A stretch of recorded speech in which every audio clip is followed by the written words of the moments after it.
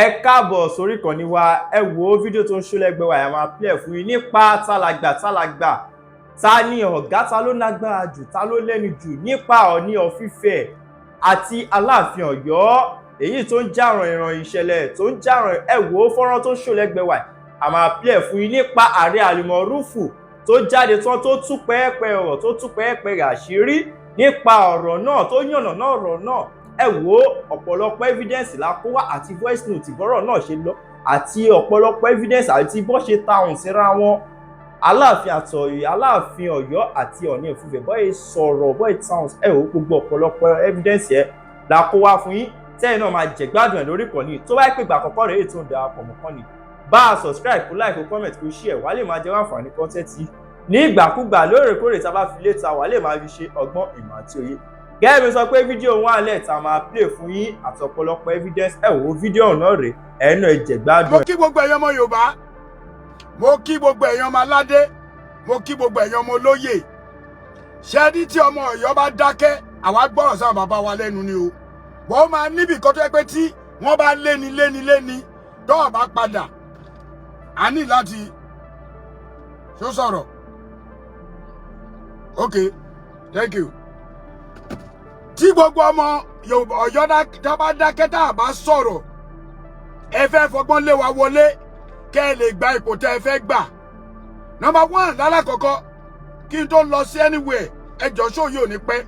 Ìwọ tó o bá like bó bá yẹ fẹ́ kílẹ̀ ayé ọmọ bàbá ẹ ìyá ẹ kó rí ni kò ṣe comment o. Mi ò fẹ́ ẹ̀yin olépè olórí burúkú máa yọ yín kúrò lórí page máa block yín ni. Continue. Alákọ̀ọ́kọ́ mo fẹ́ kí bàbá mi Sunday Igboho òòṣà ọmọ aládìkún tí kì í di tiẹ̀ láàbọ̀. Owó bàbá Dami, thank you very much. Mo really appreciate yẹ. Mo kí bàbá mi bàbá Èkìtì.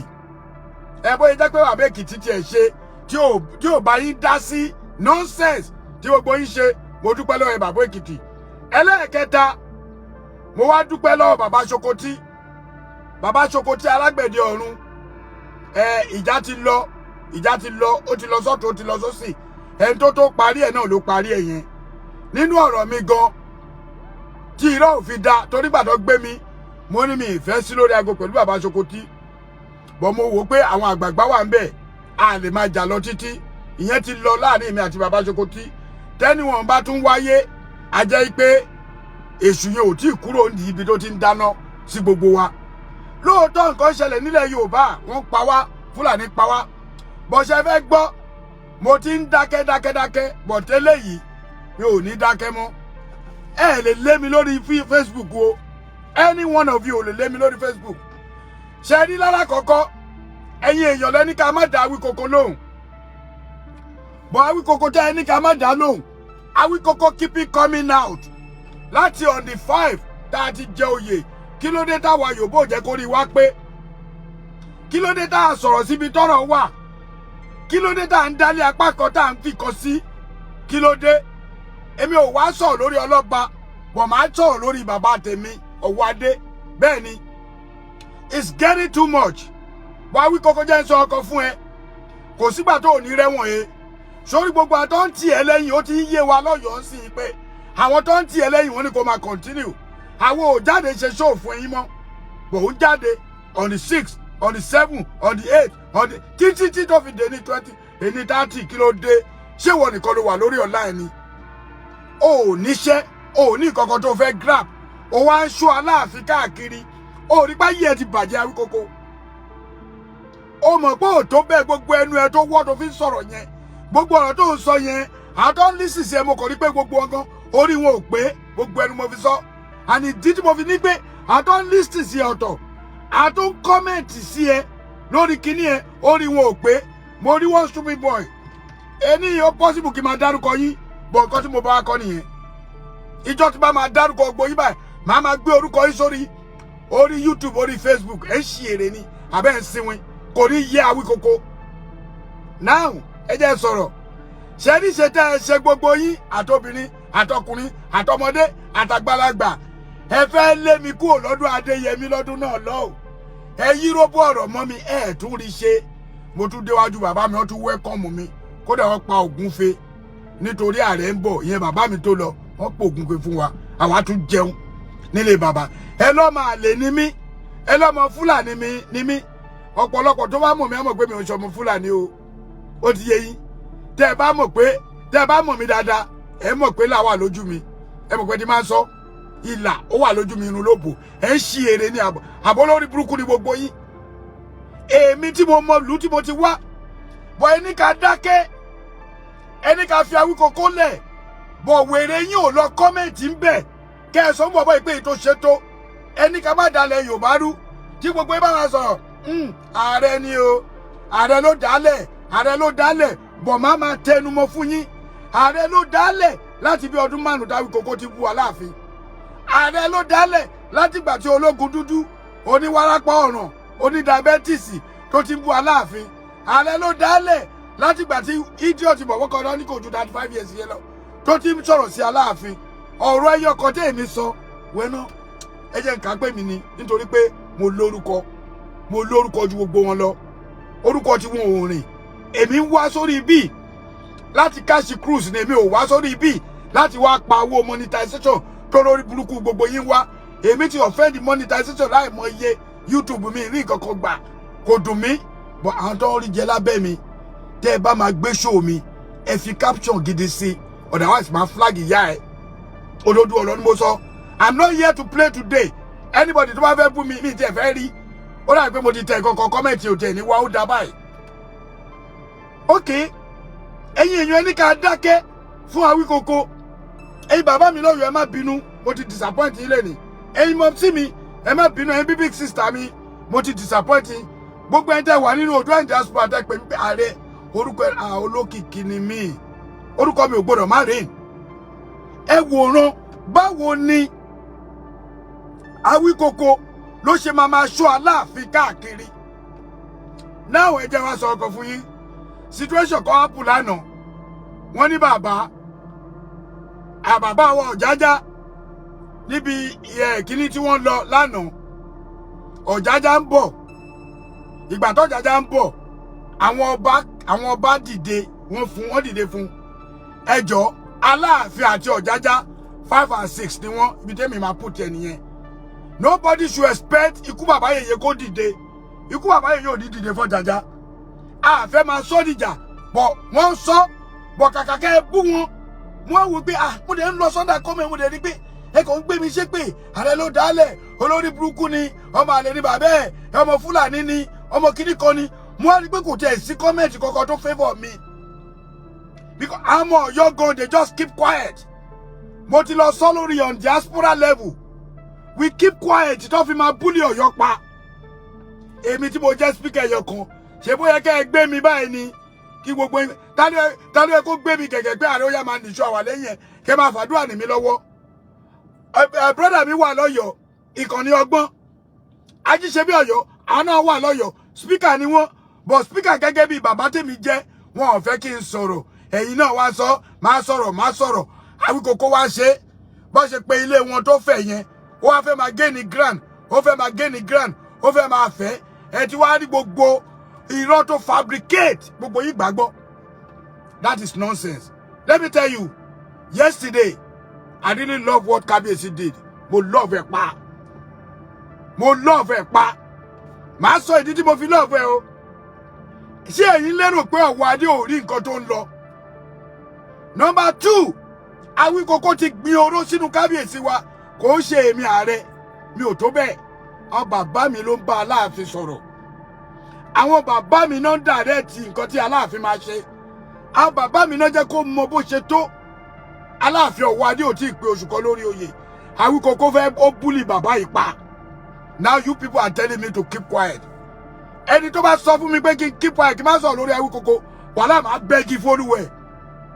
èpè kan máa bẹ́gi fún torí mo mọ̀ pé yìí fans mi ẹ̀ tẹ̀lé mi ẹ̀yin ọmọ Ọ̀yọ́ tẹ́ bá wà bí ẹ ṣí àkíní. And I don't have anything to do with Awíkókó but since tó pọ̀ ń dárúkọ mi ó ti mọ̀ pé tóun ò bá pe ààrẹ Almaroof yẹn kí ni yóò ní lọ sókè èmi náà fẹ́ gbọ́ bí ọ̀rọ̀ Pàṣọ èmi náà fẹ́ rí tẹ̀kíní mi náà fẹ́ wò píjọ mi náà fẹ́ rí ohun ààrẹ náà fẹ́ gbọ́ tí Awíkókó ò bá fi ààrẹ sí wàláì kò lè réyàn 1000 kó wò tẹ́ ẹ bá ẹ ta kẹ bẹ́ẹ̀ tiẹ̀ kó ṣe show kó má fi ààrẹ àlùmárùfù sí bóyá máa lérò ẹ jẹ́ kó ṣe show kó má fi ààrẹ àlùmárùfù oníbọn mú bàbá òun lẹ́sẹ̀ ó tún lu àwọn èdè àpèbọ̀ fáláàfin ẹ̀yin ọmọ ilé ìfẹ́ dẹ̀ keep quiet ẹ̀dẹ̀ ní káà máa sọ̀rọ̀ kò ní yẹ tó bá ní máa sọ̀rọ̀ ìfẹ́ wo comment anybody ẹ̀ tó bá ní kí n dáfẹ́ fún Awíkòkò kò ní yẹ èmi àti bàbá Ṣòkòtì bygone is bygone. Ìgbòho bó ṣe jẹ́ pé àbúrò ló jẹ́ sí mi pẹ̀lú ọba ọjọ́ tí mo gbà lọ́wọ́ ẹ̀ mo respect ẹ̀ to the core. Èmi máa ń settle jàre èmi ò ń da nǹkan rú bọ̀ mo wá ti rí pé nítorí pé mo pọ́n bàbá mi létí mo ní Aláàfin ju Ọ̀ọ̀ni lọ ó ní gbogbo ìyá wèrè sí dẹ́dẹ́ ààrẹ ló dalẹ̀ ń ṣí èrè ni àbẹ́ ń sínwín ẹ̀yin ò ní gbogbo nǹkan tó ti ṣe tèmi lẹ wá rí mú ẹ wá mú mi sọ́wọ́ tó o bá porí mi lásán ojú ọ̀tún á lọ tó bá pè mí lẹ́lẹ́kejì ẹsẹ̀ òsì á lọ tó bá pè mí lẹ́lẹ́kẹta apá ọ̀tún á lọ mo fi Ọlọ́run búra mi ò ní jáde kí n ṣèkà fún ẹnì kankan kò sírú agbára tó lè ní bóyá lọ́kùnrin ni ẹ bóyá lóbìnrin ni ẹ kò sí mo rí gbogbo nonsense tí Dára náà ṣo tó sọ mi ìráyè títí ẹ ọ̀rọ̀ títí ẹ yẹn ẹ̀gbẹ́ ni òun náà fẹ́ fi wá kọ́ bọ́dì lọ́yọ̀ọ́ ẹ gbọ́ ọ̀rọ̀ ẹ sọ̀rọ̀ but I'm not here to even explain anything nǹkan tí mo wá explain ni pé nǹkan tí Aláàfin ṣe lánàá that is the right thing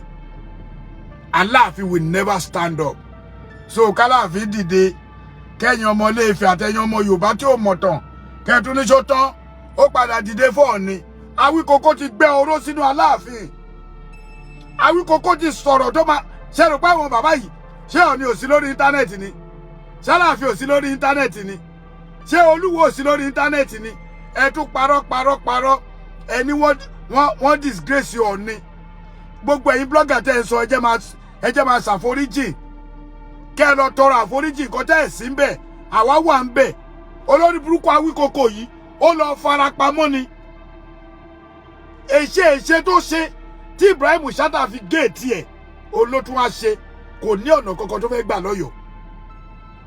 torí bó ṣe wà yẹn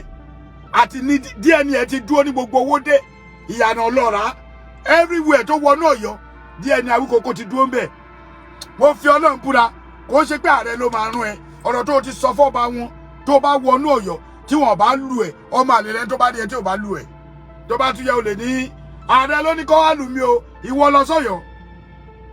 Ọ̀yọ́ ètò lọ yẹn bóyá o dàkẹ́tẹ̀ bó nínú ọ̀ṣẹ́ rí yẹ mo sọ mo tún sọ tí èmi ààrẹ àmàrúfù bá rí yẹ ní ọjọ́ yẹn ni Awíkòkò wọn nínú ẹ o bọ̀ máa jẹ́ kán bọ́ǹdù ẹ báyìí jáde máa ṣe fídíò ẹ wọ́n á dẹ̀ gbé ẹ jáde kó lè mọ bí ẹnu tí mo ní àwọ̀ o bàbá tiwa l'Aláàfin àwọ̀ ò dẹ̀ ní ṣe Aláàfin gbọ́ àdẹ̀ ní ti Aláàfin síbi tó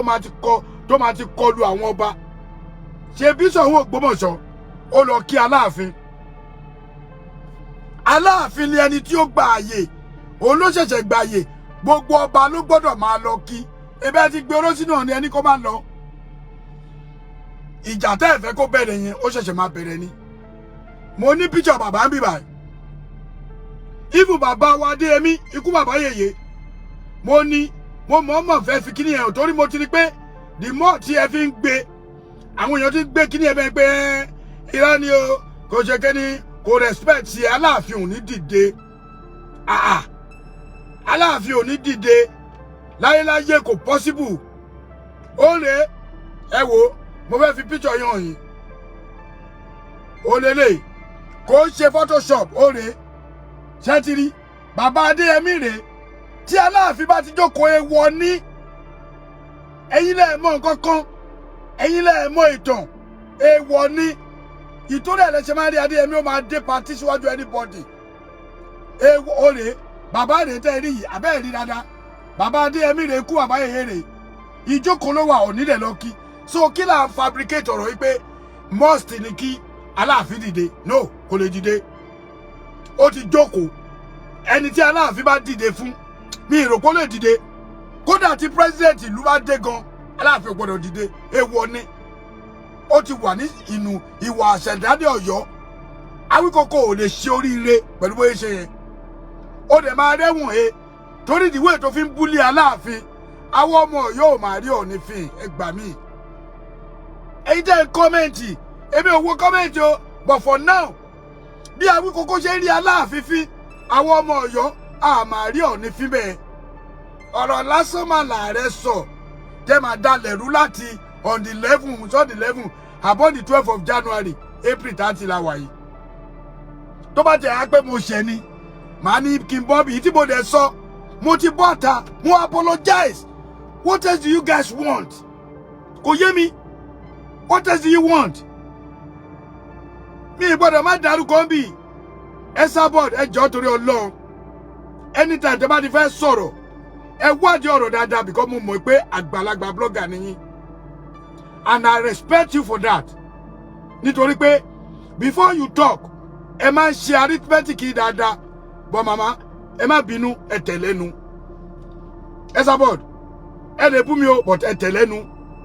ẹ ní pé èmi ni wọ́n lè èmi lè mi pa ìtàn nítorí ẹ dárúkọ mi ni o ẹ sábọ̀d mi ready láti wá máa fa wàhálà pẹ̀lú yín no ó ti yé ìyá mi dẹ̀ sọ fún yín pé kò rí bẹ́ẹ̀ ẹ wá ń pe èdè kan fún ìyàwó mi pé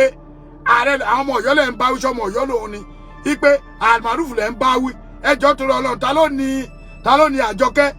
mo fẹ́ kẹ́ reframe ọ̀rọ̀ yẹn nítorí pé kò fẹ́ wàhálà ni ò ṣe dá yín lò ẹ wá ń bèè pé ẹ ń bá ọkọ ẹ wí ẹ dẹ̀ expect pé kó má sọ̀rọ̀ èmi ò gbọ́rú ẹ̀ rí o but now mo ti kúrò lórí yẹn but ẹ sábọ̀ ẹ jọ anytime tẹ́ bá ti fẹ́ ṣe case lórí Aláàfin èmi ò ní kẹ́ bá bu Aláàfin o ìyẹn ò ń ṣe tuntun kò sẹ́ni tẹ́yìn ń jápa àṣọ fún ẹ ti jà fọ́ ni ẹ ti jà fáwọn ẹ ti jà fọ́lùwò kò sẹ́ni tẹ́yìn jápa àṣọ fún ìyẹn fine but tẹ́ bá ti fẹ́ sọ̀rọ̀ Aláàfin ẹ yọ tèmi kúrò ẹ má máa dárúkọ mi pé èmi ni kinní kan ta ni ní gbogbo scenario tó ṣẹlẹ̀ gan mi ò síbẹ̀ mo ti padà on the level ni mo ti kúrò lọ́yọ̀ọ́ mo kàn lu agbẹ́ iṣẹ́ tí mo ń ṣe ò pàmìtì mi mo bẹ̀bẹ̀ náà fi fún mi láyé ìjọ yẹn náà ibo mi wá bọ́ta ẹ wá ń sọ̀rọ̀ ẹ wá sọ pé ààrẹ ni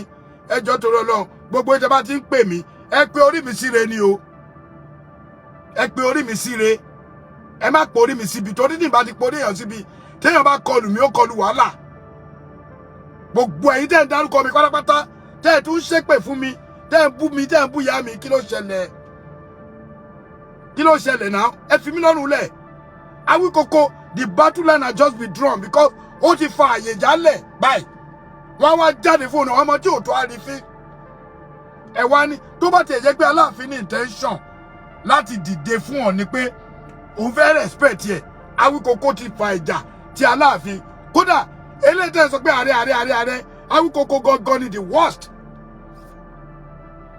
mélòó lèmi ṣe ọ̀rọ̀ tí mo sọ kò ju 2 seconds lọ lóòótọ́ ọ̀rọ̀ kékeré ń da àkórú báwọn èèyàn ṣe máa sọ bọ̀ ọ̀rọ̀ tí mo sọ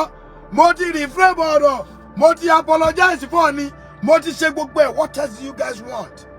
ẹ wá rárá bu ààrẹ security ni thank you fimilẹ ààrẹ kí lẹ pé náà ààrẹ kẹ́nìbọ̀dì máa pè mí time tí bá ń ṣe show yìí o ààrẹ kìíní kan ni thank you ẹ jẹ́ sọ ọkọ̀ fún yín kóòrùn yẹn má lọ jẹ́ kí kíní yẹn gbóná ókè mo tẹ̀ tán ìsìn kí n tán ìsìn so ẹ mọ̀ ẹ ṣe you people ẹ try láti lé mi kúrò lọ́dọ̀ bàbá Aláàfin Adéyẹmí ọ̀rọ̀ náà lẹ fi sọ ẹ̀rí ṣe ọwọ́ adé tún jọba ààrẹ tún bọ́ bẹ̀ ẹ wá ní kí n má gbìjà lú mi àsórí yín pé ẹ̀yin tẹ́ ẹ sọ ọmọ aládé ni mí náà adé rèé ṣẹ́tìrí ọmọ aládé ni mí ẹgbọ́n tí olóyè bá kiri á ní ọmọ ládé ńládé Aláàfin ò ládé adé aládìkú la gbà fọ́láàfin ọmọ aládé ni mí so ẹ sọ bẹ́ẹ̀ mo lè jà fúlù bàbá mi ìlú bàbá tèmi ni ìwọ tó ń jà tó jọ́mọ Èkó tó wá ń kọ́mẹ̀ntì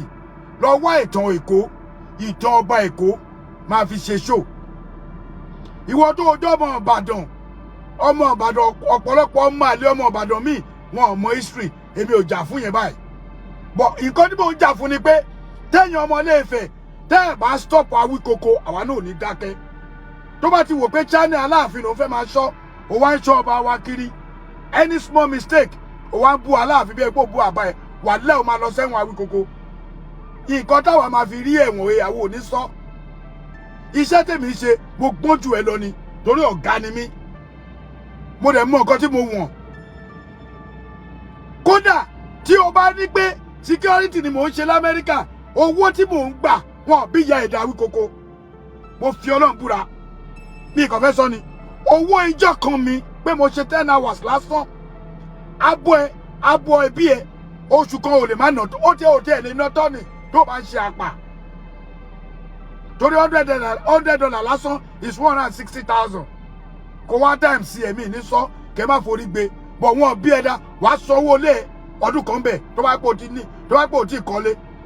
Kí ló dé tó ń ṣòṣì? Èbéèyàn ní gbàgede ìmọ̀. Èèyàn ní gbàgede ìmọ̀ náà. Ẹ wo létí gbàgede ìmọ̀ tó kọ́ ó invite mi gẹ́gẹ́ bí bá ṣe jẹ́ sọ̀rọ̀sọ̀rọ̀. Mo mọ nǹkan tí mo wọ́ ti o. Ṣó ti yé àti wọ onídàbẹ́tìsì mo tún wá fún ilé ni. Torí kíní kan ó ṣe gbá kan ó ṣàwòkàn kò kàn mí. Anybody lè abuse mi níbí. I don't care. Whatever one Awíkókó, we continue coming out for him. Ó ṣẹ̀ṣẹ̀ bẹ̀rẹ̀ ni. Ìjà tó fẹ́ dálẹ̀ yẹn tẹ wá wò pé Ààrẹ Almarufu olódájálẹ̀ you started it. Sórí yín ò pé ni. You started láti April 5. Awíkókó ò dẹ̀ stop. Ẹ dẹ̀ blame mi. I just don't know ṣáwọn èèyàn lọ́pọlọ ni. Ọkọ àtìyàwó máa ń jà nù ilé. Wọ́n máa parí ẹ̀. Ọ̀rẹ́ àtọ̀rẹ́ ń jà nù ilé. Wọ́n máa parí ẹ̀. Èèyàn lè ṣe mistake sọ̀rọ̀. Kó dẹ̀ reframe ọ̀rọ̀ ẹ pé mo sorry. Òyìnbó ò ní nǹkan kan míì ju sorry lọ. Wàláì tó bá pa ìyá ẹ̀ tí ò bá pa ẹ́ lójú ẹsẹ̀ tó bá gbé wọn lọ court tí gbogbo wọn máa ń lọ́bẹ̀ lẹ́mọ̀ ìmáà ni tó máa ń jà court. Mo ti rí case kan bọ̀bọ́ yẹn pa ọmọ wọn by mistake dẹ̀ ni. Okay, nígbà tó dé kóòtù tó máa dá ẹjọ́ kú fún ọ̀gbẹ́ni yẹn àmì tó dá ẹjọ́ fún pé life imprisonment l'Amẹ́ríkà máa ń dá fún yàn kó tó wá àgẹ̀ wá ti pààyàn púpọ̀. That man tó pa ọmọ wọn ó dẹ̀ náwó sí parent ó náwó sí bàbá yẹn pé bàbá yẹn ó fún gbà tí ó tún náwó yẹn pé I'm sorry náà ló máa gbà kò sí nǹkan mi lẹ́yìn sorry. Kò sí nǹkan tí mo lè ṣe tí bá ṣe ìyàwó mi má bínú ni ìtumọ̀ ẹ̀ ní sorry nìyẹn náà. After sorry kò sí nǹkan kan mistake tó o bá ṣe láyé yìí try to say sorry. Sorry go a long way fẹ́yìn tẹ́ ẹ bá kàwé jù mí lọ. Sorry go a long way tẹ́yìn tẹ́ ẹ bá lọ́pọlọ jù mí lọ torí gbogbo ẹ̀ tẹ́ ẹ wò mí kọ́ mo lọ́pọlọ jù lọ. Sorry go a long way tẹ́yìn tẹ́ ẹ bá fi làákà ìwé pé nǹkan tá à rẹ̀ ń sọ ọ́rà mú ń jà fún olùbàbá mi ni mẹ́ẹ̀. Come on man. Kí ló ṣe yín? Mo dẹ̀ dákẹ́ nítorí mo dẹ̀ dákẹ́ and you guys believe pé a máa pa àní kò ní jáde mọ́ wọn bí yín dá kẹ́ ẹ tó ogún kẹ́ ẹ tó ọgbọ̀n kẹ́ ẹ wọnú ara yín ààrẹ máa ní èmi Almaroof. Ẹ rò pé mi ń jà pé mo fẹ́ gba àpò kan lọ́wọ́ Aláàfin ni mo fi ń jà ni ẹ̀ ń ṣí eré ni. Kábíyèsí ọ̀wọ́ adé tó wà lórí ipò ó ti mọ̀ mí lórí íńtánẹ́ẹ̀tì kọ́lọ̀ tó sọ pé òun ló máa jọba orí yín burú. Ṣé ti bá fẹ́ gba àpò lọ́wọ́ bàbá Adéyẹmí gan ni mi ì ní ti lọ fún bàbá pé bàbá ẹ fún mi mo need the position èmi ò ká mi need ipò. Ẹ jọ Láàfin bá wá pè mí sí pé ààrẹ mo fẹ́ fi ẹ jẹ nǹkan kan ṣé máa reject ẹ ni mo ti jà fún ìlú bàbá mi. Torí wọ́n mọ̀ pé mo jà fún ìlú bàbá mi ìjà nítorí pé mo fẹ́ jẹ gọ́vnà mi ìjà nítorí pé mo fẹ́ jẹ kánsílọ̀ mi ìjà nítorí pé mo fẹ́ jẹ house of representatives but guess what wàláì tó bá pè mí fóṣèlú lẹ́ni lọ́yọ̀ máa ṣe máa dẹ̀ sọ̀dí fún yín ẹ̀yin èèyàn mi kí tó kúrò lórí kìíní mo ní few minutes tí Ọ̀yọ́ bá pè mí lẹ́ni pé ààrẹ máa bọ̀ wá jáde fún house of rep mò ń bọ̀ máa ṣe ìdí tí màá dẹ̀ fi ṣe pọ̀. Number one, ọdún 10 years ago tí mo ṣe ẹgbẹ́ ọmọ Ọ̀yọ́ inú ìlú bàbá mi náà ti bẹ̀rẹ̀ sí ní sọ̀sọ́kùsọ tí mo rà àpò ráìsì 10 tí mo ní kó pin owó tèmi ni mo fi rà àwọn ọmọ Ọ̀yọ́ wà ń bì ní Àtìbà hall ní first one that was 2017 wọ́n nígbà tó pín ráìsì ẹ̀dọ́ ojú kan báyìí àwọn ìyá yẹn dẹ̀ bẹ̀rẹ̀ sí ní fa landlord tá a dì sí báyìí wọ́n dẹ̀ bẹ̀rẹ̀ sí ní fa ya àwọn ìyá yẹn dẹ̀ ń kó ráìsì nínú ilẹ̀ ilẹ̀ omi bọ́ lójú mi ìgbà yẹn èmi àti Wálé Fàdákà àti ọmọ owó mi ì lè gbàgbé àjọjọ́ kò ní omi bọ́ lójú mi lẹ́yìn yẹn náà bẹ̀rẹ̀ sí pè mí ààrẹ wọ́n ló fẹ́ jáde SOG ọ̀rẹ́ mi pè mí ààrẹ wọ́n ló fẹ́ jáde fóṣèlú mo lèmi òṣòṣèlú èmi fẹ́ràn ìlú bàbá mi ni ẹ wá jọ ṣé ti bá wá ní mo fẹ́ ṣe òṣèlú látijọ́ yẹn mi ní ti jáde láti ṣòṣèlú màá ti jáde títí di 2025 every year ni mo ń lọlé tí n bá lọ ìlú mi ó kéré jù mo mọ iye tí mo ń ná ọwọ́ adéta lọ tíkẹ́ẹ̀tì tààrà gan is almost 3 million iye ò tí ẹ̀kún anybody náà tí bá ní ẹlẹ́ẹ̀kejì ìgbé tí ó bá pè mí fóṣèlú màá jáde ó ní pé àwọn nǹkan tá à ń ṣe nípa Yorùbá nation ṣe báwọn olórí burúkú tó ń jáde yìí àwọn dèdèrè yìí most especially Awíkókó yìí ó wà lára ẹni tó bá jẹ́ àbọ̀ sí lára ẹni tó bá jẹ́ ni ó gba bọ́dé ẹ lọ jẹja ẹ kábàámọ̀ pẹ̀yìn nínú ẹja tó lọ jẹ ni wo lórí burúkú yìí ọmọ òṣìwò bó ṣe rí lùkọ ẹgọ 0 ni ó dá fún anything ó wá jókòó ó wá rò pé Aláàfin ni wọ́n máa fi pa bàbá wọ onírìṣà yìí tó pèrè lẹ́gbọ̀n yín tó lóun Prince Adékúnlé Adébáyọ̀ kìnnìkan tó wà ní Maryland ó wà ní Maryland tó ló sọ síbẹ̀ ó ní Aláàfin ó lóun ló pa bàbá ọba ó sọ tí gbogbo ayé gbọ́ àbúrò yín àbẹ́gbọ̀n yín tó jẹ́ yẹn bàbá ẹ lọ fà á létí gidi gan ẹ fa etí ẹ báyìí pé àgbàlagbà ó sọ̀rọ̀ bẹ́ẹ̀ ó lóun 63 years ó dẹ̀ sọ nonsense lórí ọ̀rọ̀ tí ò mọ̀ tí ò kàn ẹ lọ fà á létí kábíyèsí Ọọ̀ni bàbá ẹ lọ fà á létí bọ̀dá ẹ̀ bá fa Awíkókó létí ibi tó máa ti bá rẹ̀ alágbára jọ ní gbogbo wa o bẹ́ẹ̀ ṣe ní agbára bẹ́ẹ̀ l'Aláàfin náà lágbára bọ́yọ̀ ṣe ní agbára bẹ́ẹ̀ ní Ilé Ifẹ̀ ti lágbára tẹ́ ẹ bá wá ní àwa méjèèjì àtọ̀yọ́ àti Ilé Ifẹ̀ tó yẹ ká fi ṣe nǹkan tó dáa bọ̀bọ́ yìí wá bẹ̀rẹ̀ sí ní jáde continuously ẹ̀dẹ̀ ní káwa dákẹ́ fún ṣe é fẹ́ gbọ́ Ààrẹ Almaroof lèmi o èmi ò ní dákẹ́ o mo ti dákẹ́ tó bàbá mi Ọ̀yọ́mèsì ẹ má bínú